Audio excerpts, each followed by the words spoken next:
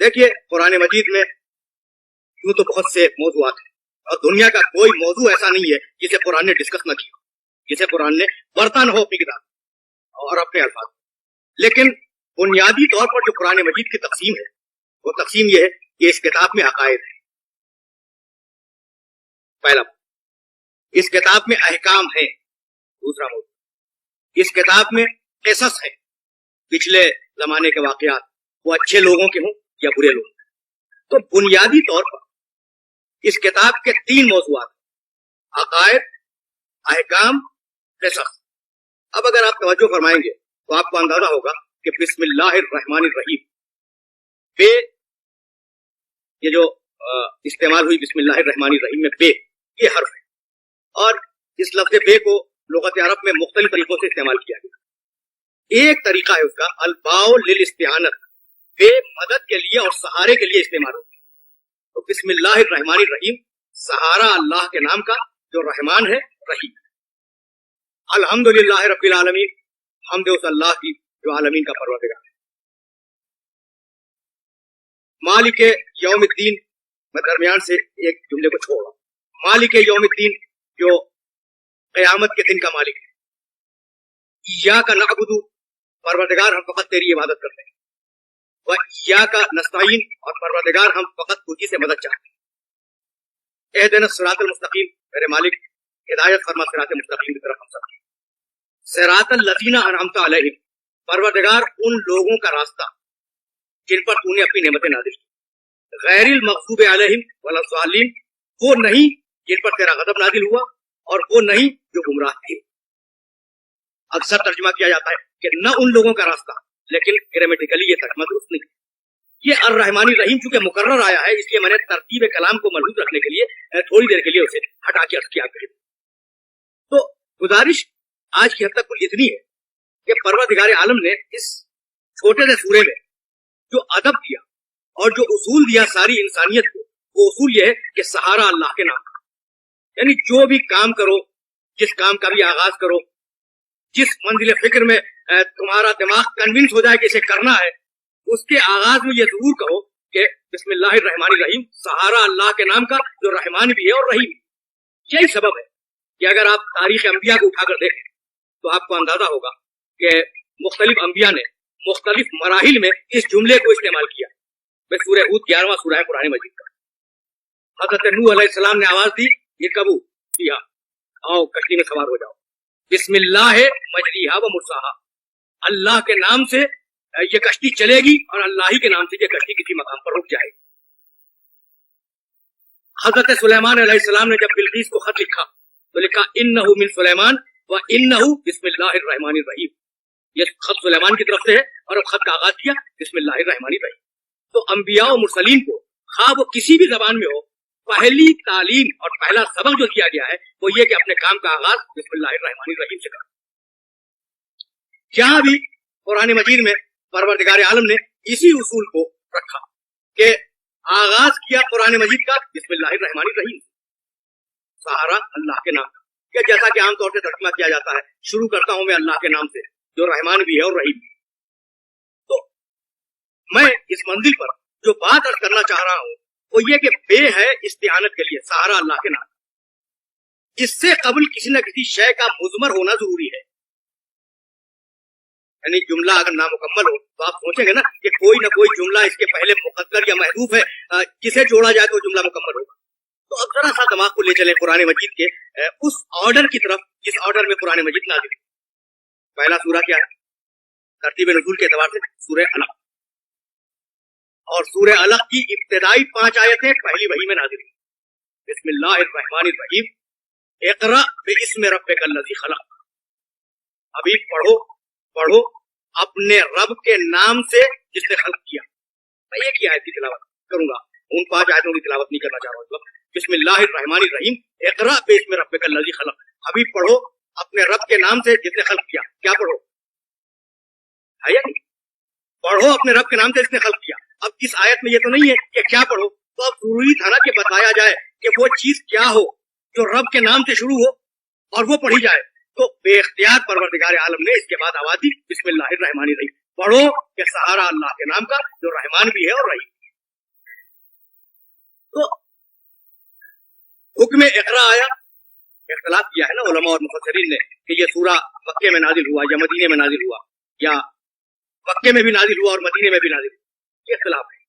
تو اب یہ سورہ مدینے میں نازل ہوا ہو یا نہ ہوا، اتنی بات طے ہے کہ بعثت کے ابتدائی عہد میں پیغمبر اسلام پر نماز واجب ہو چکی تھی، اور نماز کا یہ سورہ جزء لازم ہے، اس لیے اس کا مکے میں نزول یقینی طور پر ثابت ہے۔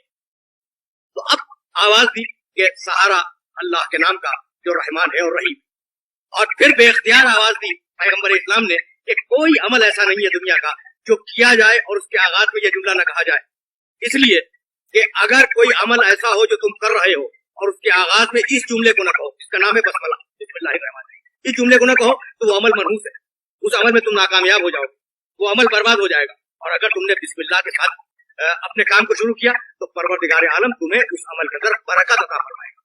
بھئی یہ جو اصول دیا گیا ہے، اس اصول کا پس منظر کیا ہے؟ کوئی نہ کوئی بات تو ہوگی جس کی وجہ سے یہ کہا گیا کہ شروع کرو اللہ کے نام سے، اور جب تک بسم اللہ الرحمن الرحیم نہ کہہ لو اس وقت تک اپنے عمل کو اسٹارٹ نہ کرو، اپنے عمل کا آغاز نہ کرو، تو کوئی نہ کوئی پس منظر تو ہے۔ تو عزیزان محترم، اس بات کو یاد رکھیے کہ 4 لفظ ہیں اور 1 حرف بے ہے حرف، جس کے معنی میں نے آپ کو بتا دیا سارا، اسم اللہ رحمان رحیم، 4 الفاظ ہے نا، اسم اللہ رحمان اور رحیم۔ عجیب و غریب بات یہ ہے کہ یہ آیت بسم اللہ الرحمن الرحیم قرآن مجید میں 114 مقامات پہ استعمال ہوئی، 113 مقامات پر سوروں کے آغاز، اور 1 مقام پر سورہ نمل میں اس آیت کا حوالہ میں بھی دے کے گزرا ہوں کہ انہ من سلیمان و انہ بسم اللہ الرحمن الرحیم، 114 مقامات ہیں۔ اللہ پروردگار عالم کا اس میں ذاتی نام ہے، اور رحمان و رحیم اس کے صفاتی نام ہے۔ تو کیا صفاتی نام اللہ کے فقط رحمان اور رحیم ہے؟ نہیں، رحمان بھی ہے، رحیم بھی ہے، قہار بھی ہے، جبار بھی ہے، متکبر بھی ہے، رؤوف بھی ہے۔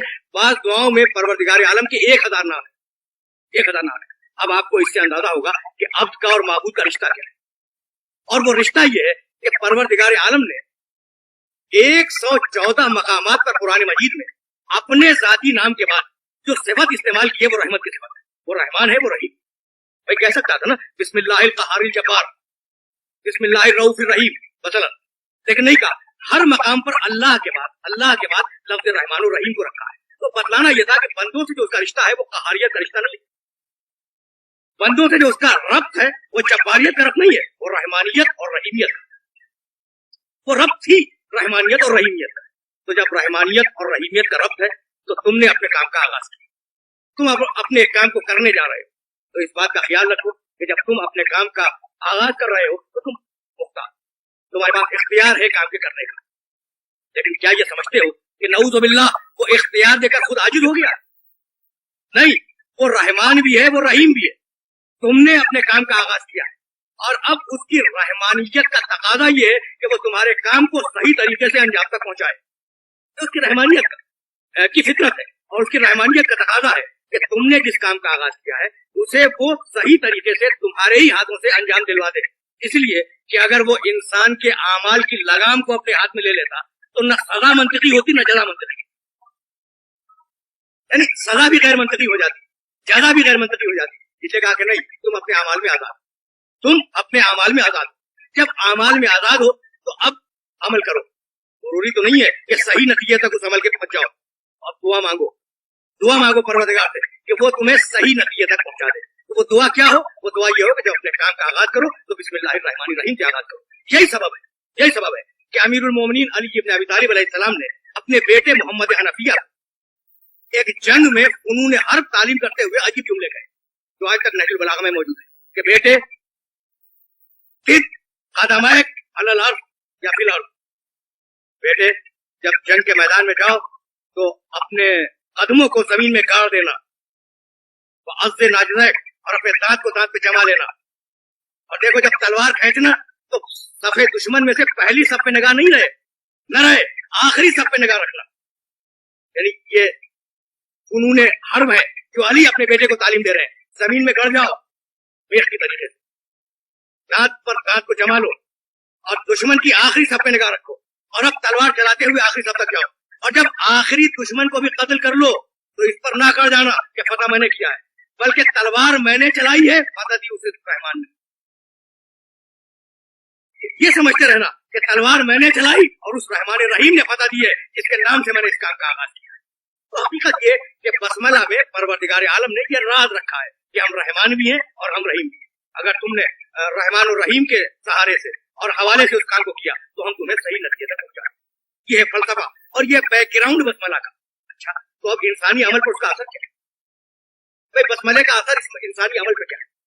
बसमले के मानी बिस्मिल्लाहिर्रहमानिर्रहीम का हर काम से पहले पढ़ना, ये बसमला। अब जाहिर है कि इंसानी अमल पर उसका कोई ना कोई असर तो मुरतब होना चाहिए। तो अज़ीज़ान मोहतरम, देखिए इंसान की जिंदगी में तनासुब और तवाज़ुन का होना जरूरी है। बेरब्त बातें न समाज बर्दाश्त करता है न कोई शख्स बर्दाश्त करता है। यानी अगर उसी का मौका हो और आप लिबास आदा पहन के चले जाएं तो बड़ी बेमौका की बात है। और अगर कोई आजादारी का मौका हो, कोई रंजो गम की ताज़ियत की महफिल हो और उसमें आप लिबास अरूसी पहन के चले जाएं तो बेमौका होगी ना। लोग कहेंगे कि ये सलीके का और ठप का काम नहीं। तो अगर दुरंगी पैदा हो जाए कि मौका कोई और है और अमल कोई और, तो इसी का नाम है इस्लाम की इस्तिलाह में मुनाफिक़त। तो बहुत तवज्जो रखिएगा, बेख्तियार आवाज दी कि अपने हर काम के आगाज में बिस्मिल्लाहिर्रहमानिर्रहीम का हुक्म है ना पैगंबर इस्लाम का कि हर काम के आगाज में कहो बिस्मिल्लाहिर्रहमानिर्रहीम। अच्छा, अब मैं आपसे पूछना चाह रहा हूँ कि भाई नेक काम के आगाज में तो कहे इंसान, अमल बद अगर कर रहा हो तो क्या उसके आगे भी कहे बिस्मिल्लाहिर्रहमानिर्रहीम? देखिए बसमला का असर बराह रास्त इंसानी जिंदगी पे क्या आ रहा है। बुरे काम हम जब करने जाए नऊज़ु बिल्लाहि मिन ज़ालिक तो क्या उसको भी बिस्मिल्लाहिर्रहमानिर्रहीम कहे? तो बतलाना यही था कि अगर तुमने आदत डाल ली हर काम के पहले बिस्मिल्लाहिर्रहमानिर्रहीम कहने की, तो जैसे ही बुरे काम की तरफ जाओगे वो जुमला तुम्हें उस काम से रोक देगा। वो जुमला तुम्हें उस काम से रोक देगा। तो ये है बराह रास्त असर बिस्मिल्लाहिर्रहमानिर्रहीम का इंसानी जिंदगी का।